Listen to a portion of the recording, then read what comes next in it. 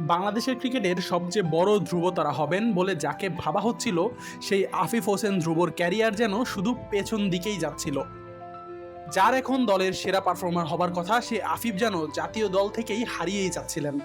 তবে বাংলাদেশ ক্রিকেট খুব করে চাইছে আফিফের সার্ভিস, তাই বাজে সময়ের মধ্যে বিভিন্ন জায়গায় সুযোগ দেওয়া হচ্ছে আফিফকে। দীর্ঘদিন পর এসে সেই সুযোগের সদ্ব্যবহার কিছুটা হলেও যেন করতে পারলেন আফিফ হোসেন ধ্রুব। টপ এন্ড টি-20 টুর্নামেন্টের দ্বিতীয় ম্যাচে সেই পুরনো আফিফ যেন ফিরে এলেন।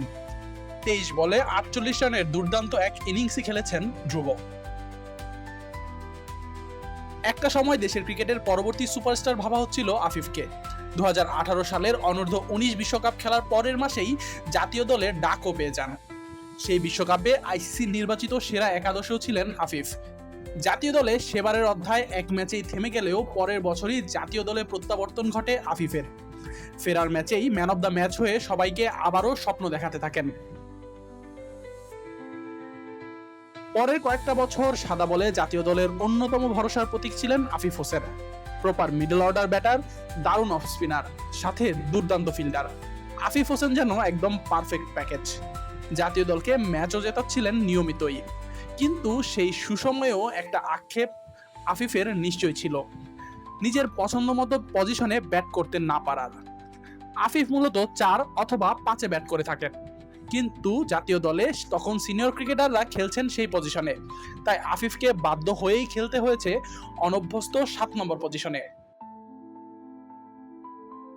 টি-20তে টপ অর্ডারে সুযোগ পেলেও আফিফের পজিশন নিয়ে সাফল হয়েছে অনেক, তাই আস্তে আস্তে খেই হারিয়ে ফেললেন। জাতীয় দল থেকেও বাদ পড়লেন, ঘরোয়া ক্রিকেটেও অধারাবাহিক হয়ে গেলেন। তাই আরেকটা দুর্দান্ত প্রতিভা হারিয়ে যাবার শঙ্কাই সবাইকে ঘিরে ধরেছিল। কিন্তু আফিফের ঘনিষ্ঠজনরা জানান, আফিফ ঠিকই পরিশ্রম করছিলেন, কিন্তু সবকিছু কেন যেন ঠিকঠাক হচ্ছিল না। বহুদিন বাদে রান পাওয়ার পর এখন নিশ্চয়ই আত্মবিশ্বাস ফিরে পাবেন ধ্রুব। টপ এন্ড টি-20 দ্বিতীয় ম্যাচে 4 নম্বরে নেমে আফিফ খেলেছেন একটা পারফেক্ট টি-20 নক। 9টি 4-এর মারের প্রায় প্রতিটিতেই আফিফের ক্লাস ফুটে উঠছিল। 48 রান করে অপরাজিত থেকে যেন ধ্বংসস্তূপ থেকে আবারও মাথা তুলে দাঁড়ানোর জ্বালানি পেলেন এই অলরাউন্ডার। এই আত্মবিশ্বাস কাজে লাগিয়ে বাকি টুর্নামেন্ট ছন্দ ধরে রাখার পালা এবার। বাংলাদেশের জাতীয় দলের মিডল অর্ডারে যে আফিফকে এখন বড্ড প্রয়োজন। আশিকুর রহমান শান্ত, ডি স্পোর্টস।